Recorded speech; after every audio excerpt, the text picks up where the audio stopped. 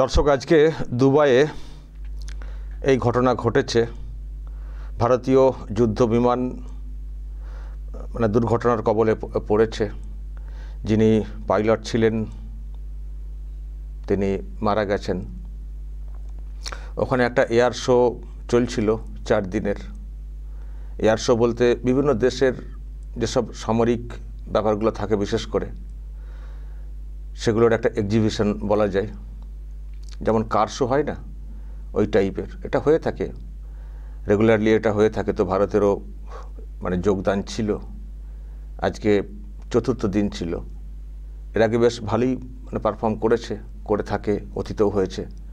কিন্তু আজকে একটা এইরকম দুর্ঘটনা ঘটেছে। আমাদের জন্য খুব খারাপ একটা ব্যাপার।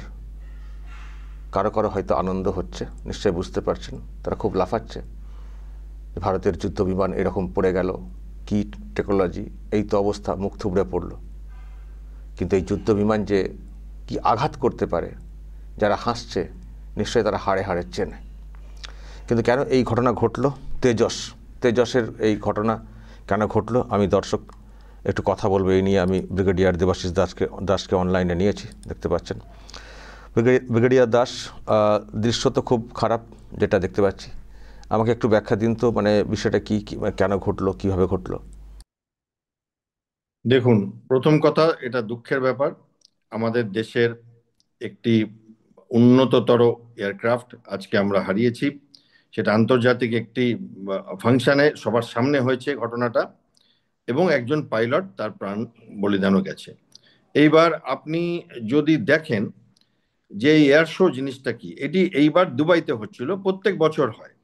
এবার এই এয়ার শোতে পৃথিবীতে যারা যারা এয়ারক্রাফট রিলেটেড কোনো জিনিস বানায়, হেলিকপ্টার বানায়, ট্রান্সপোর্ট এয়ারক্রাফট বানায়, ফাইটার এয়ারক্রাফট বানায়, তারা এসে তাদের স্টল খোলে এবং সারা পৃথিবীকে ডেমনস্ট্রেশন দেয়। একরকম ট্রেড ফেয়ারের মতো আর কি, সোজা বাংলায় বলতে গেলে, যে আমাদের এয়ারক্রাফট কোথায়। এবার সেখানে আমাদের যে তেজাস, যেটা হিন্দুস্তান অ্যারোনটিক লিমিটেড বানিয়েছে, সেই তেজাস হচ্ছে আমাদের এভিয়নিক্সের ভাষায় আমরা বলি 4.5 জেনারেশন এয়ারক্রাফট।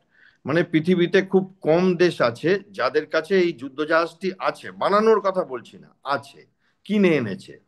আর বানানোর ক্ষমতা তো মাত্র 3টে দেশের আছে। ভারত 4র্থ দেশ। আপনি যদি দেখেন, চায়না, রাশিয়া, আমেরিকা। এবার ভারত তার সাথে পাল্লা দিয়ে এই তেজাস এয়ারক্রাফট সারা পৃথিবীতে দেখাচ্ছে যে দেখো। এবং এই এয়ারক্রাফট কেন দেখায়? কারণ এই শোটার পরে অনেক বুকিং হয়, এই এয়ারক্রাফট দেশেরা কেনে। এবং একটা দেশ না, Brazil, Congo, Australia, Argentina, Philippines, এরা শ্রীলঙ্কা, এরা মালয়েশিয়া, এরা ইন্টারেস্ট দেখিয়েছে যে আমরা কিনতে চাই, আর একটু বলুন কি আছে, কত দাম। তো এই হয় কি, যুদ্ধের সামগ্রী বিক্রি করলে হাজার হাজার কোটি টাকা পাওয়া যায় যদি কোনো দেশ। আর না হলে কি হবে, আপনি যুদ্ধের জন্য ছোট ছোট দেশের মতো খালি বাইরের থেকে, বাজার থেকে কিনে যুদ্ধ করবেন। তাতে আপনার ডিপেন্ডেন্সটা থেকে যায় অন্য দেশের উপরে। বিপদের সময় তারা বন্ধ করে দিতে পারে সাপ্লাই। এবার ভারতের এই যুদ্ধ জাহাজটি ভারতের নিজের তৈরি, এবং আজকের না, 10 বছর ধরে আছে, ব্যবহার হচ্ছে। আর প্রথম উড়ান হয়েছে 20 বছর আগে, এবং এই 20 বছরে এটা মাত্র সেকেন্ড অ্যাক্সিডেন্ট। এর আগে আমরা যখন ছিলাম আমাদের সার্ভিসে, তখন আমরা রাশিয়া আর ফ্রান্সের যুদ্ধজাহাজ দেখতাম যেটা ভারত ব্যবহার করতো। আপনিও নিশ্চয়ই শুনেছেন, মিরাজ, জাগুয়ার, এগুলো ফ্রান্সের। আর MiG-21, MiG-29, MiG-23 এগুলো রাশিয়ার। এখন আমরা তেজাসের কথা বলছি, এগুলো ব্যবহার করা হচ্ছে। ওগুলো হচ্ছে, যতদিন না সম্পূর্ণ স্বয়ংসম্পূর্ণ হয়ে যাব ততদিন ওগুলো দিয়ে চালাতে হবে, বাজার থেকেও কেনা হবে। এবার কিনতে কিনতে এমন জায়গায় পড়ে যাচ্ছে, পৌঁছে গেছে ভারতের ডিফেন্স রিসার্চ, ভারতের টেকনোলজি, যে পৃথিবীর অন্যান্য দেশরা বলছে আমরা নেব, ছোট ছোট দেশরা, আমরা আপনাদের থেকে এই তেজাস এয়ারক্রাফটটি কিনতে চাই, আমরা আপনাদের থেকে হেলিকপ্টার কিনতে চাই। এবং লক্ষ লক্ষ ডলার, যেমন আমরা যেদিন রাফায়েল কিনলাম ফ্রান্সের থেকে, ফ্রান্সের কি আনন্দ, আর ওইদিকে অন্য কম্পিটিটর যারা ছিল তাদের কি দুঃখ যে আমরা বিড দিয়েও পেলাম না কন্ট্রাক্টটা, কারণ লক্ষ লক্ষ ডলার পাওয়া যায় আর কি, এটাতে কোটি কোটি আর কি, বিলিয়ন ডলারের ব্যাপার। এবার এই তেজাসের ব্যাপারে আসি। এরা একটা এয়ার শো করছিল, এটা চতুর্থ দিন ছিল। এর আগে এই তেজাস বহু দেশে বহুবার এয়ার শো করেছে। বাহরাইনে প্রথম এয়ার শো দিয়ে শুরু করে 10 বছর আগে, এবং কোনোদিনই কিছু হয়নি। এবার এই গত 4 দিন ধরে তেজাস দাপিয়ে বেরিয়েছে সারা আকাশে, সারা পৃথিবীকে দেখিয়েছে তেজাস তার কি জিনিস বানিয়েছে তারা। দুর্ভাগ্যবশত আজকে শেষ দিন ছিল, একটি এয়ারক্রাফট গেল আমাদের, একটু ইন্টারন্যাশনাল আপনি বলতে পারেন সবার সামনে অল্প একটুখানি হলো পিছিয়ে গেলাম, এবং একটি পাইলটকে আমরা হারালাম। বাট এগুলো কি প্রথম না, আমি আপনাকে ক্লিয়ার করে বলে দিচ্ছি, পৃথিবীর বহু দেশের, বহু উন্নত মান দেশের এয়ারক্রাফট এই এয়ার শোতে ধ্বংস হয়েছে। আপনি যদি বলেন F-16, ইয়েস। আপনি যদি বলেন রাশিয়ার সুখয়, ইয়েস। এবং এমনও হয়েছে যে এয়ারক্রাফটে, এয়ার শোতে সেই জাহাজ গিয়ে অন্য মানুষ যারা দর্শক তাদের ওপরে গিয়ে পড়েছে। 70 জন দর্শক মারা গিয়েছিলেন একটি এয়ার শোতে, 500 জন ইনজিওর হয়েছিলেন। এবং সেই ঘটনাগুলোর থেকে মানুষ শেখে করে, কারণ আমাদের কাছে অপশনটা কি দেখুন, অপশনটা হচ্ছে আপনাকে এই অ্যাক্সিডেন্টগুলো ফেস করতে হবে না, আপনি বাজার থেকে কিনুন আর যুদ্ধ করুন। আরেকটা হচ্ছে আপনি বারবার চেষ্টা করুন এবং সাকসেসফুল হন, এবং তাতে কোনো লজ্জার ব্যাপার নেই।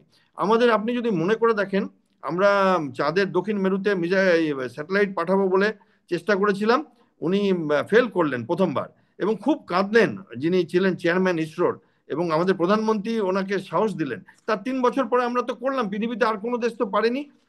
এবার হচ্ছে কি, কেন অ্যাক্সিডেন্ট হয়? একটা হয় যান্ত্রিক গোলযোগ, আরেকটা হয় পাইলট একটু ডিসিশন মেকিং খুব কম সময় পাওয়া যায়, আমাদের গাড়ির মতো তো না, সাউন্ডের থেকে ফাস্ট, অনেক ফাস্ট, ফলে খুব কম সময় পাওয়া যায়।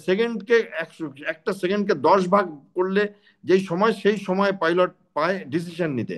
তো কেউ তো মরতে চায় না, তো ফলে সে ডিসিশনটা হয়তো নিতে পারেনি, বা যান্ত্রিক গোলযোগ।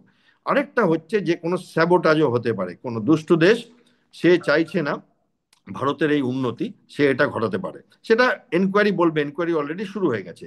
এবার এই এই এই এয়ারক্রাফট গুলো 5টা 6টা কোম্পানি সারা বিশ্বে বানায়, বোয়িং বানায়, মানে আমরা সবাই জানি বোয়িং এর নাম, সুপার হর্নেট বলে ওদের একটা প্লেন আছে, তারপরে ড্যাসল্ট যেটা রাফায়েল ফ্রান্সের, তারা বানায়, সুখয়েজ বানায় রাশিয়া, ভারত বানায় হ্যাল, আমেরিকা বানায় F-সিরিজের, এবং আমেরিকা আরো অনেক কিছু বানায়। তো এই 4.5 জেনারেশন এয়ারক্রাফট পৃথিবীতে খুব বেশি দেশের বানাবার ক্ষমতা নেই। আর কেনে কারা? জাপান, কোরিয়া, এদের কাছে আছে, কিন্তু এরা কেনে ওখান থেকে কেনে, যেমন ভারত থেকে হয়তো লোক কিনবে। এইবার এটাতে একটু মানে 1% 10% পিছিয়ে গেলেও কিন্তু যারা এয়ারফোর্স নিয়ে ডিল করে তারা জানে এটা হয়। যেমন কালী পুজোতে আমাদের পুলিশরা জানে প্রত্যেক বছর কিছু মানুষ বাজিতে হাত পড়ে, তা বলে কি কালী পুজো বন্ধ হয়ে যাবে, দিওয়ালি বন্ধ হয়ে যাবে? হয় না তো।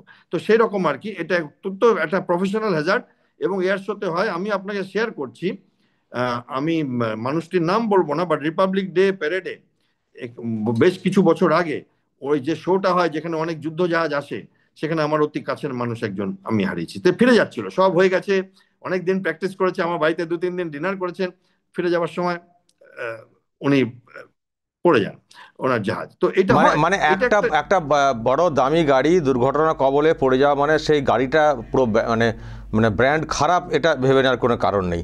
আর একেবারেই না। তেজসের অ্যাক্টিভিটি, কাজকর্ম, সে তো শত্রু দেশও তো জানে, হাড়ে হাড়ে চেনে তো যে এ কতটা অ্যাক্টিভ। দেখুন, আমি আপনাকে বলছি, আমাদের ছোটবেলায় মিগ মিগ সিরিজের প্লেন আমাদের কাছে আর অপশন ছিল না, গরিব দেশ তখন, রাশিয়া থেকে সস্তায় আমরা কিনতাম, সেটা দিয়ে যুদ্ধ করেছে, অনেকগুলো যুদ্ধ ভারত করেছে। ফ্লাইং কফিন বলা হতো, এমন অনেক এয়ারক্রাফট ছিল, ফ্লাইং কফিন মানে মরলো, উঠলেই মরলো। সেখানে এই এয়ারক্রাফটটি টোটাল 20 বছরে মাত্র দুটো ক্র্যাশ হয়েছে, টোটাল 20 বছরে। এটা তো ভাবা যায় না।